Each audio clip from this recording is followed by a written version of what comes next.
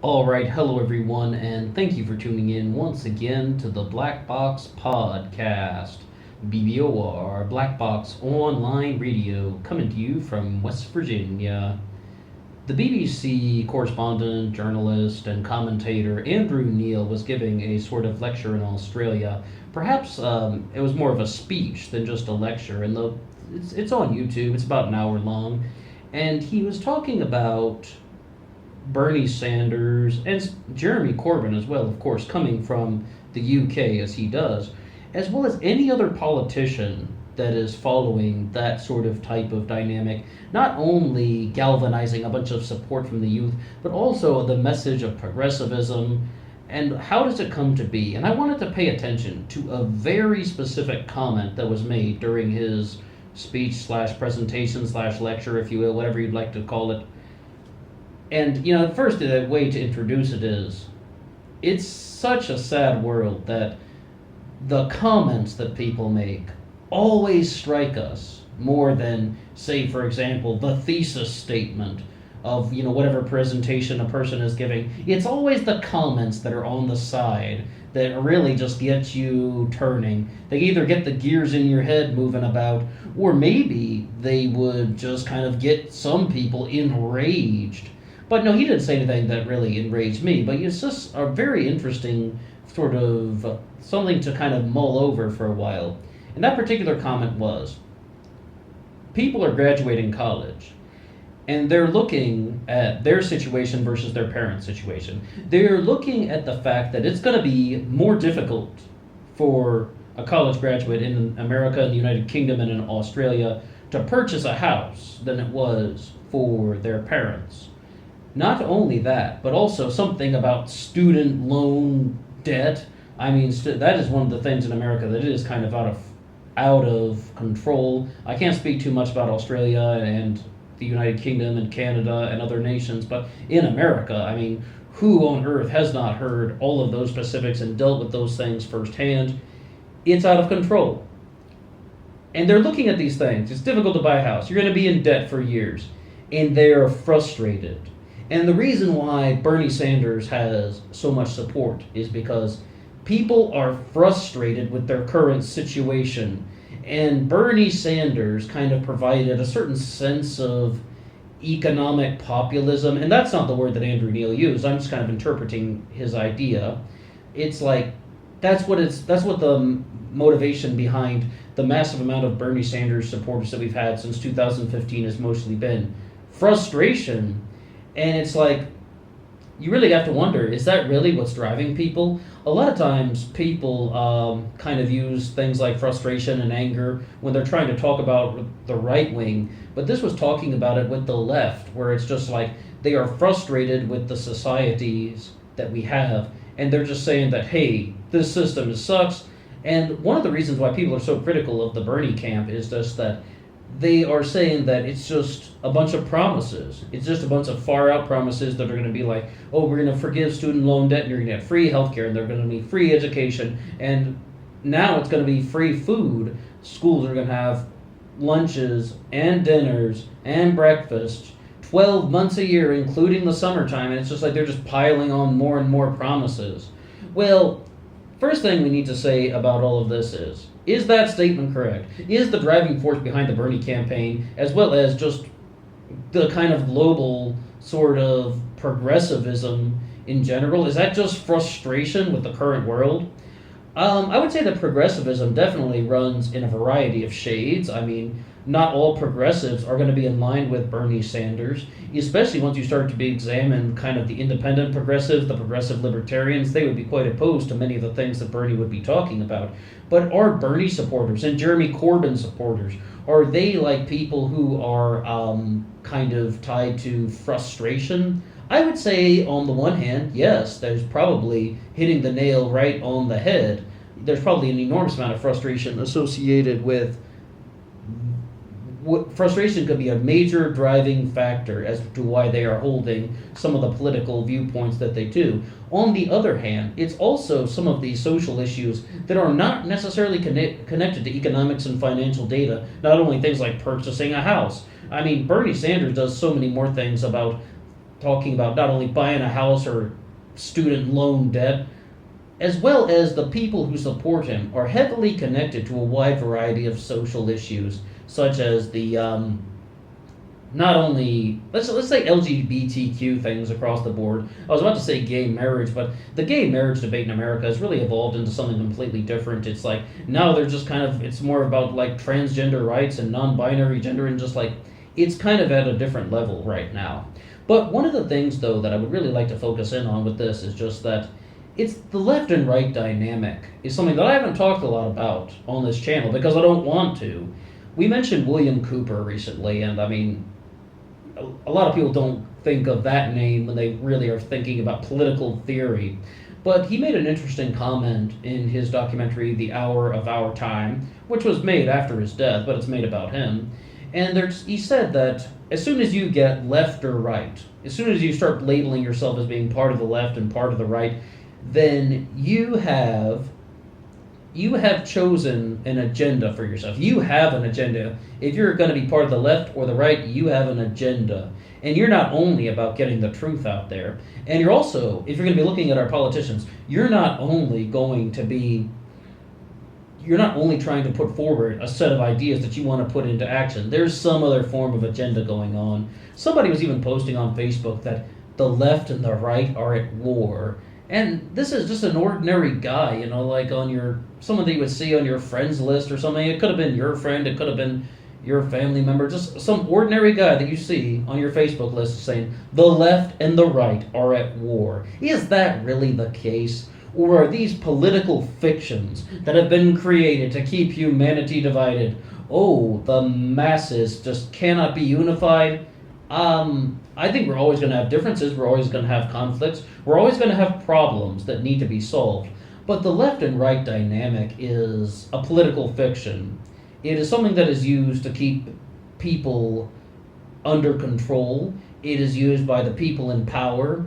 And it's also just like the establishment, the people who have the power, the political establishment benefits from having a divided mass of people. It benefits from having a divided Congress, a divided House, and a divided Senate.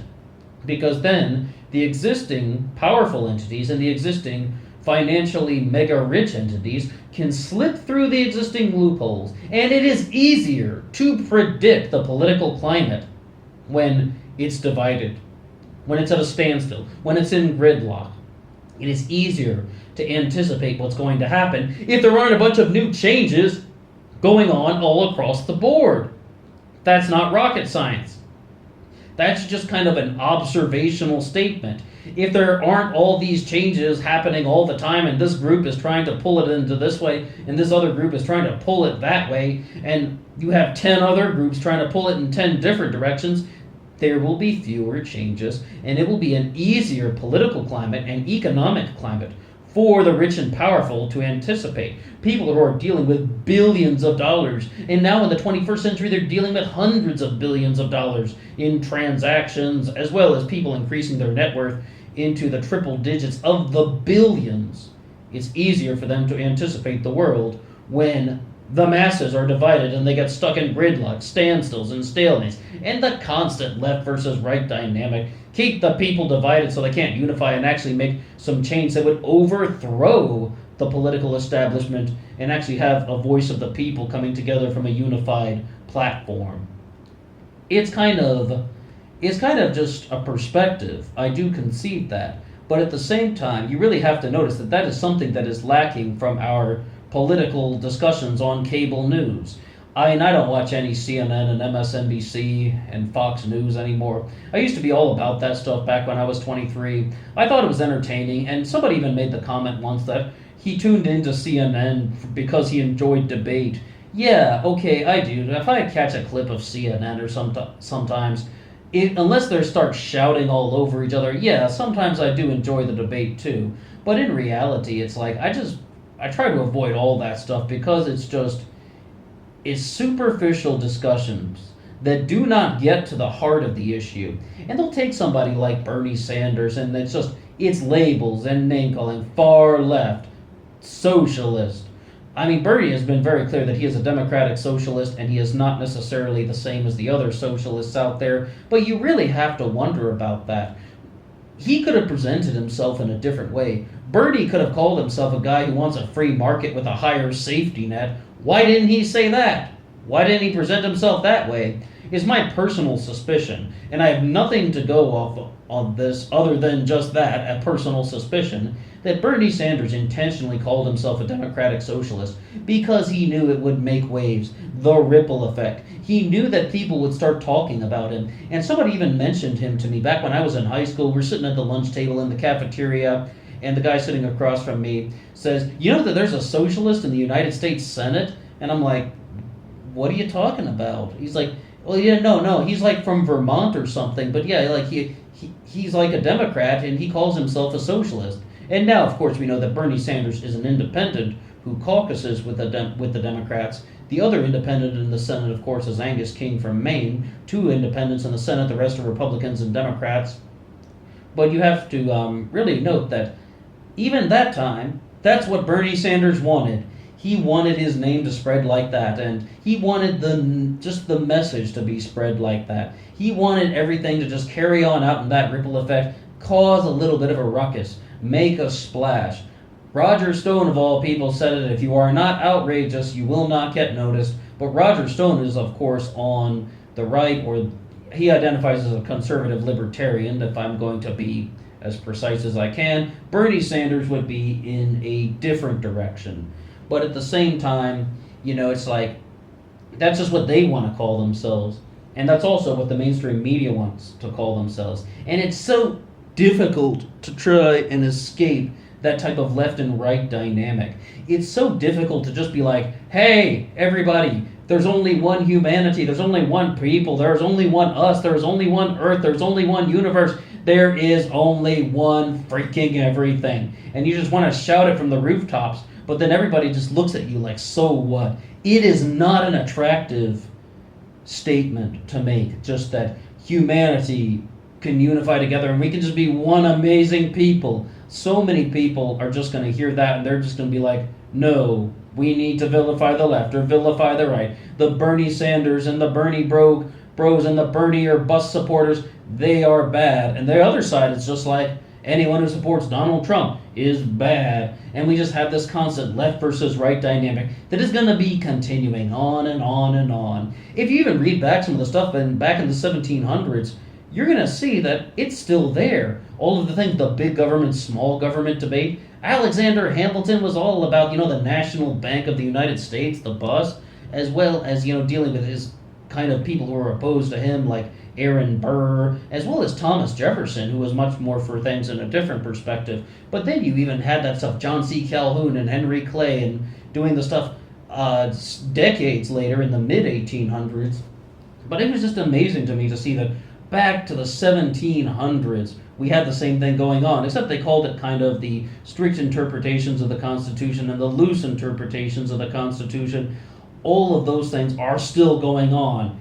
250 some odd years, I mean, like, when are we really going to recognize that it's a political dynamic that has just divided us? And some people attribute it to personality type. They're saying that the more creative types have to be open to new ideas and an exchange of information, and that's why they become politically aligned with the left, whereas people who are kind of dealing with sort of a less creative but somewhat emotional, and they have a certain response to things like anticipation and decision making, they are going to be more toward the right. And it's not to say that one is better or the other, it's just that's kind of the way that things are pulled out. A very interesting thing about that is called the Colin Firth brain study. It was actually something that was proposed by Colin Firth on BBC Radio 4, I believe. I believe it's BBC Radio 4, but I'm not sure maybe that exact detail has escaped me. But it's just about why are some people liberal and why are some people conservative. But in reality, they just sort of noticed certain changes that happened in some people's neurological development. It's not pure.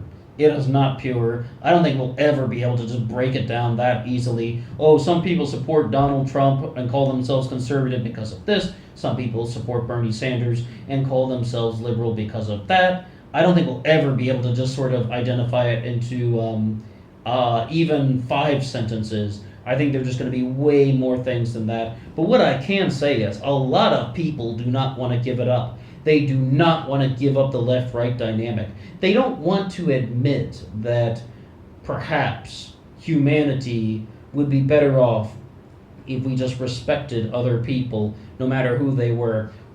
And I don't ever want that to be interpreted as this guy from Black Box Radio is saying that all people are good. No, I will tell you, there are a lot of terrible things in the world done by terrible people. There are horrible atrocities committed by horribly atrocious people. Not all people are good. There are problems that we need to come at with solutions, not the blame game, not just blaming half of voters, half of the voting base, because they're different.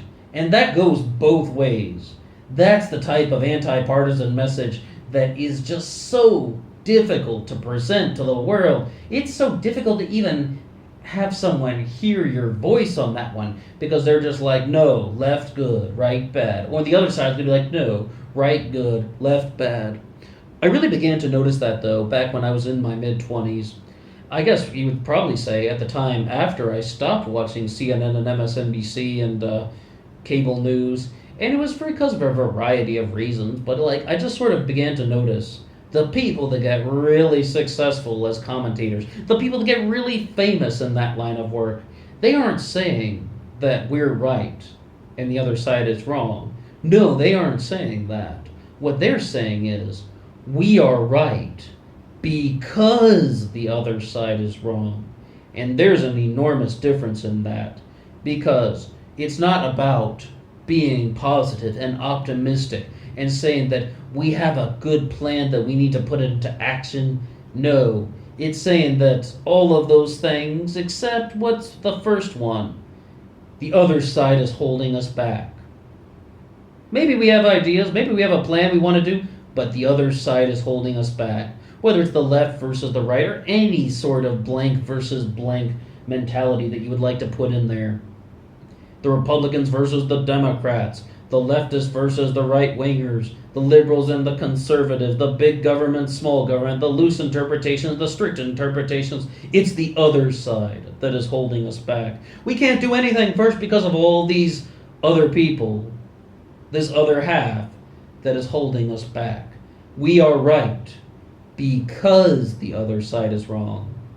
And that's just kind of is kind of a reality that we sort of deal with, but it's also a power and manipulation dynamic, an emphasis on the word manipulation. I don't believe that it's an accident that people are thinking like that, and I don't believe that it's only biological and it's only neurological and that our brains just form different ways. Oh, and some people like creative things, so they become more politically liberal. You can't sum it down to even 5 sentences. It's more just like there is an influence from the political establishment that wants to keep people divided, because if things change, they will lose their power and they will lose their financial capabilities. They will lose the opportunity to maintain their enormous amount of wealth, as well as their ability to rise up in the power dynamic. But that's one of the people that does that is the man of the hour, Bernie Sanders. Bernie Sanders has tried to become president multiple times. He's spent almost his whole adult career in politics. Why isn't he viewed as someone who is greedy and power hungry? Joe Biden, absolutely. Kamala Harris may be the worst because she's so vicious with it. Elizabeth Warren, greedy, power hungry. These people have enormous ambitions. And one of the biggest problems in America is not the left or the right, it's that people are slaughtering this country for their own ambition. The objective of being president of the United States is well, what is it? Is it just to increase one person's ambition so one person can check off the box on their bucket list? Oh, I ran for president and I won. Or is it to actually have a world, and I do mean world, not just the nation, a world that is better for everyone? Well, what do you think about the left and right dynamic? What do you think about Bernie Sanders? What do you think about any of the discussion points that we've talked about so far? And I would like to just hear everything you have to say. Thank you so much for listening, and until next time.